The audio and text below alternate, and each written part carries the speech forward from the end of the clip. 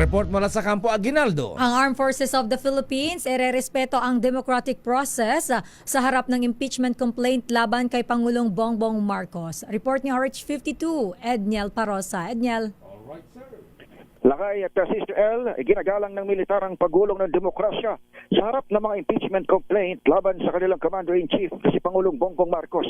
Yan ang sinabi ni Armed Forces spokesperson Colonel Francel Padilla matapos ang paghain ng tangkang pagpapatalsik sa presidente kaiba sa nakaraang mga pagikayat na bumaliktad ang kasundaluhan.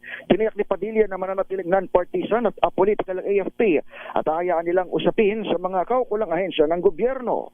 Makakailang ulit nang nakiusap ang AFP na huwag silang kaladkarin sa politika at sa halip dalhin sa tamang proseso ang reklamo sa administrasyon.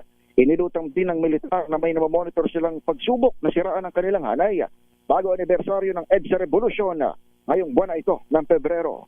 Samantala, isingit ko na rin lakay at Israel. Nasunog ang isang dalawang palapag na commercial establishment kanina sa Karangalan Village, Barangay de la Paz, lungsod ng Pasig. Umabot sa unang alarma ito nga po ay sa design mo, isang furniture shop.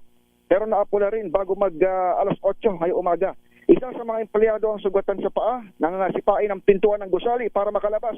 Habang isa naman ang nakaranas ng hirap sa paghinga pero pareho namang hindi malubha. Kwento nila, hindi bababa sa 4 na tauhan itong natutulog kagabi. Nang mapansin ng isa sa kanilang kumikistap ang linya ng kuryente sa loob. Swerte namang hindi umabot ang apoy sa katabi nitong motor shop na bukod sa mga sakyang pinapaayos. Ako si Edniel Parosa, nag-uulat para sa DZRH. Una sa Pilipinas, una sa Pilipino. Maraming salamat, Edniel Parosa.